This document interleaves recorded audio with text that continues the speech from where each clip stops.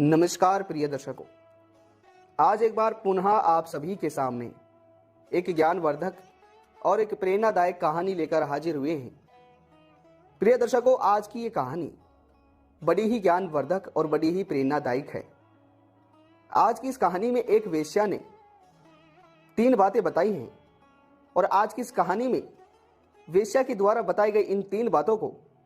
आप अपनी संतान को अवश्य सिखाइएगा। तो प्रिय दर्शकों, आज की ये कहानी बड़ी ही ज्ञानवर्धक और बड़ी ही प्रेरणादायक है, इसलिए आज की इस कहानी को आप सभी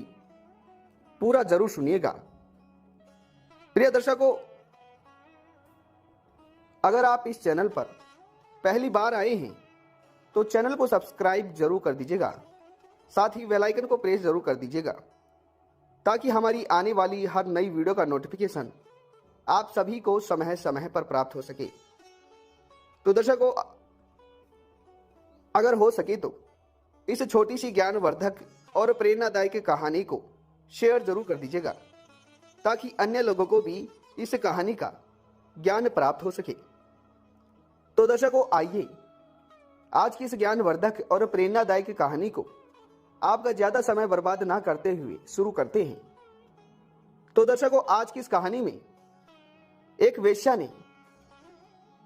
3 बातें बताई हैं और ये 3 बातें वास्तव में सत्य हैं और इन 3 बातों पर जो भी मनुष्य अमल करता है वह मनुष्य अपने जीवन में कभी भी गरीब नहीं रहता है। तो दर्शकों, प्राचीन समय की बात है। एक नगर में एक संत रहता था। वो संत अपने आप में बहुत विद्वान था और बहुत ज्ञानी था। दर्शकों, एक दिन वो संत अपना और ज्ञान प्राप्त करने के लिए, ज्यादा ज्ञान प्राप्त करने के लिए कैलाश पर्वत की ओर चले जाता है। प्रिय दर्शकों, कैलाश पर्वत में जाने के बाद में वो साधु कई वर्षों बाद फिर से अपने नगर में आता है, अपने गांव में आता है। और जैसे ही वो साधु अपने नगर में और अपने गांव में आता है और जंगलों में अपना स्थान बना लेता है तो पूरे गांव में यह हवा फैल जाती है कि हमारे नगर में एक बहुत विद्वान और बुद्धिमान संत आए हुए हैं जो हर मुश्किल का हल निकाल देते हैं, हर परिस्थिति का मोड़ बता देते हैं। प्रिय दर्शकों, ऐसे में जैसे ही सभी गांव वालों को इस बात का पता लगा कि हमारे गांव में जो महात्मा जी आए हैं उनके पास हर पूंजी का हल है, तो सभी गांव वाले उस ऋषि महात्मा जी के पास आकर अपनी अपनी समस्या बताने लगे। और वह महात्मा अपनी बुद्धि से और अपनी शक्ति से और अपनी सिद्धि से उन सभी भक्तों की समस्याओं को दूर करने लगे। प्रिय दर्शकों, फिर एक दिन एक पुरुष उस विद्वान संत साधु के पास आता है और वो विद्वान संत पुरुष वहीं पर बैठे हुए होते हैं। तभी वह पुरुष आता है और उस विद्वान संत से कहता है कि हे गुरुजी, मैं आपके पास एक प्रश्न पूछने के लिए आया हूं। अगर आप मुझे उस प्रश्न का उत्तर दे देते हैं तो मैं आपको विद्वान और बुद्धिमान संत मान लूंगा। प्रिय दर्शकों, उसके बाद में वो संत महाराज, साधु महाराज उस गांव के पुरुष से कहता है कि तुम अपना प्रश्न पूछो। तो प्रिय दर्शकों, वो गांव का पुरुष उस विद्वान संत से कहता है कि हे महाराज, आप मुझे इस प्रश्न का उत्तर दीजिए कि आखिर पाप का बाप कौन होता है। तो प्रिय दर्शकों, जैसे ही वो पुरुष इस बात को पूछता है कि आखिर पाप का बाप कौन होता है तो वह विद्वान पुरुष अपनी आंखों को फेरने लगता है और अपनी नजरों को छुपाने लगता है और वो अपनी गर्दन को नीचे कर लेता है, क्योंकि जो प्रश्न उस पुरुष ने उस संत से पूछा था उसका उत्तर उस संत के पास नहीं था, क्योंकि उसे इस ज्ञान प्राप्त नहीं था, इस बात का ज्ञान प्राप्त नहीं था कि आखिर पाप का बाप कौन होता है। तो दर्शकों, उस दिन वो ऋषि, वो संत, विद्वान संत इस प्रश्न का जवाब उसे नहीं देते हैं और फिर सोचने लगते हैं कि कहीं ना कहीं अभी मेरा ज्ञान अधूरा है। इसलिए यह सोचकर वो विद्वान संत फिर से कैलाश पर्वत की ओर चले जाता है।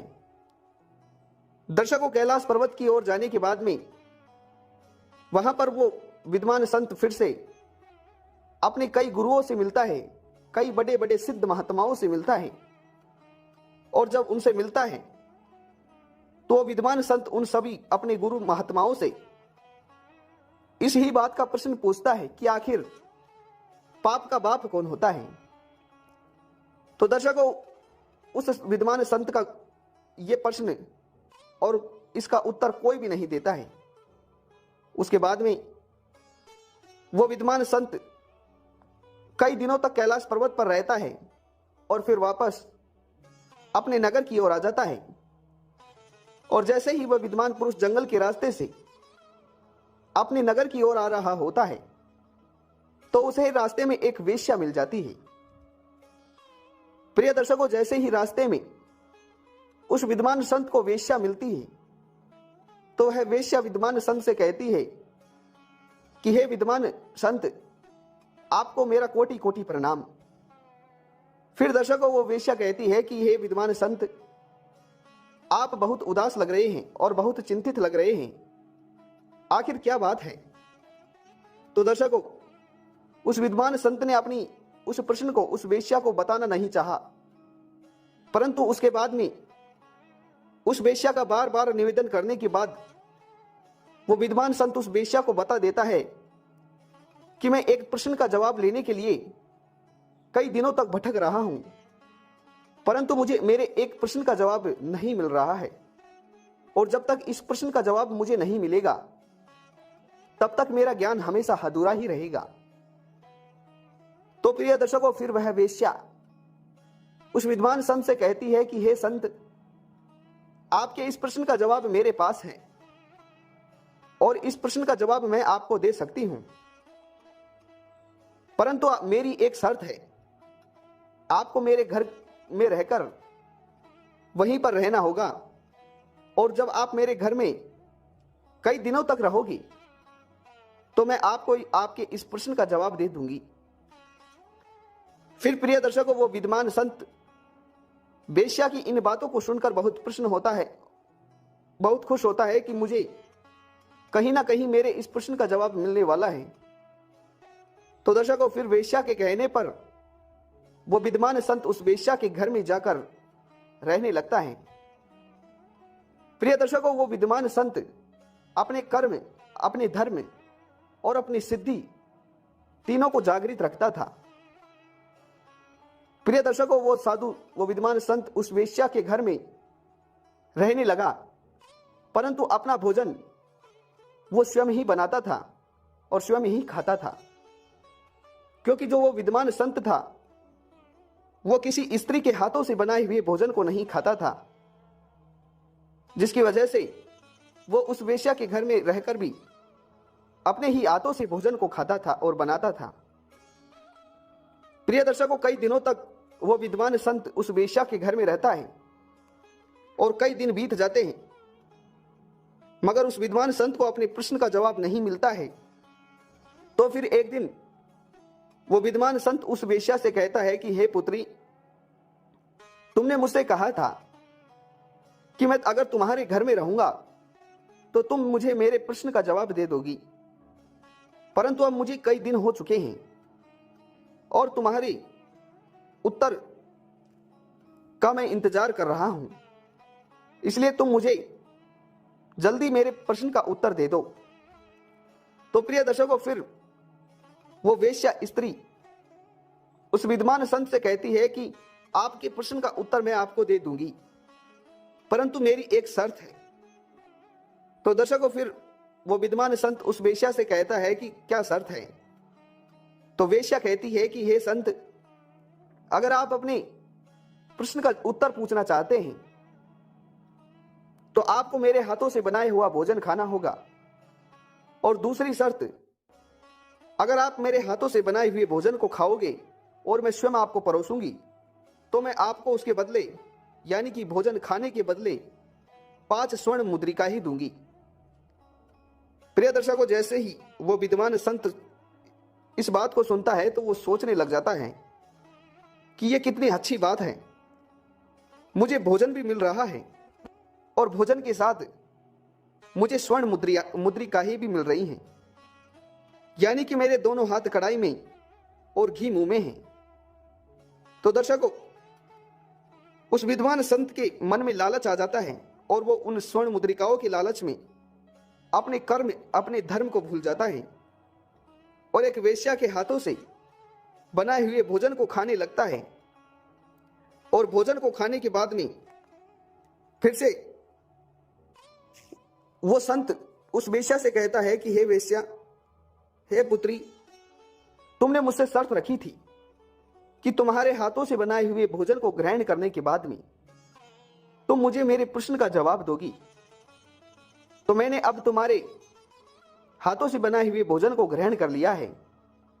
और अब तुम मुझे मेरे प्रश्न का उत्तर दे दो और साथ ही तुम्हारे भोजन ग्रहण करने की शर्त के ऊपर जो तुमने 5 स्वर्ण मुद्रिकाएं रखी थी वह भी मुझे दे दो। तो प्रिय दर्शकों, फिर वह वेश्या उस विद्वान संत से कहती है कि हे संत, आपके प्रश्न का उत्तर आपको मिल चुका है। तो फिर प्रिय दर्शकों, वो विद्वान संत उस वेश्या से कहता है कि मुझे कौन सा मिला है, जरा बताओ। तो वो विद्वान संत जो था वो बड़ा चिंतित होने लगता है और सोचने लगता है कि आखिर मुझे प्रश्न का उत्तर मिला नहीं है, तो फिर ये वेश्या मुझसे क्यों बोल रही है कि मुझे मेरे प्रश्न का उत्तर मिल चुका है। तो प्रिय दर्शकों, फिर वो विद्वान संत उस वेश्या से फिर से पूछने लगता है और फिर वेश्या उस विद्वान संत को समझाने लगती है और कहती है कि हे संत, पाप का बाप लालच होती है और वह आपके भीतर ही है, क्योंकि आप जिस समय मेरे घर आए थे तो आप अपने कर्म और धर्म को बहुत मानते थे और स्वयं अपने हाथों से भोजन बनाते थे और स्वयं खाते थे और सिद्धि को प्राप्त करते थे। परंतु फिर जब मैंने आपके सामने यह शर्त रखी कि आप मेरे हाथों से बनाए हुए भोजन को खाइए, उसके बदले में आपको 5 स्वर्ण मुद्रिकाएं दूंगी, तो आपने लालच में आकर मेरे हाथों से भोजन खाना चयन कर लिया। तो इसे ही लालच कहते हैं और पाप का बाप लालच को ही कहते हैं। प्रिय दर्शकों, फिर वेश्या की इस बात को सुनकर वो विद्वान संत बहुत रोता है और वेश्या के चरणों में गिर जाता है और बहुत खुश भी होने लगता है कि अब उसका ज्ञान पूरा हो चुका था और उसे अपने प्रश्न का उत्तर मिल चुका था, साथ ही उसे अपनी गलतियां भोगने का मौका भी मिल चुका था। तो प्रिय दर्शकों, फिर वह वेश्या उस साधु से 3 बातें कहती है और साधु को 3 बातें बताने लगती है और कहती है कि हे संत, कभी भी किसी भी मनुष्य को धन के लालच में आकर अपने कर्म को और अपने धर्म को नहीं भूलना चाहिए, क्योंकि जो मनुष्य अपने कर्म को और अपने धर्म को भूलता है उसका विनाश वह स्वयं ही करता है। इसलिए कभी भी किसी भी मनुष्य को अपने कर्म और अपने धर्म को नहीं भूलना चाहिए। प्रिय दर्शकों, फिर वह वेश्या दूसरी बातें बताने लगती है और कहती है कि हे संत, किसी भी मनुष्य को लालच नहीं करनी चाहिए, क्योंकि लालच एक ऐसी बीमारी होती है जो अगर मनुष्य के मन पर हावी हो जाए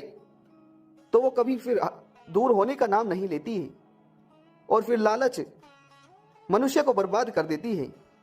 और मनुष्य की बर्बादी का पहला कारण होता है लालच। इसलिए कभी भी किसी भी मनुष्य को लालच नहीं करनी चाहिए। प्रिय दर्शकों, फिर वह वेश्या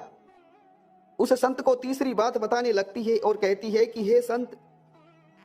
कि ज्ञान चाहे हमें किसी से भी प्राप्त हो, परंतु जिससे हमें ज्ञान प्राप्त हो उस व्यक्ति को हमें अपना गुरु मानना चाहिए और हमें एक गुरु के रूप में स्वीकार करना चाहिए। तो प्रिय दर्शकों, ये तीन बातें वह वेश्या उस साधु संत विद्वान संत को बताती है और इस प्रकार वह साधु अपने इस प्रश्न का उत्तर लेकर अपने नगर की ओर फिर से चले जाता है। तो दर्शकों, यह कहानी आप सभी को कैसी लगी कमेंट बॉक्स में जरूर बताएं।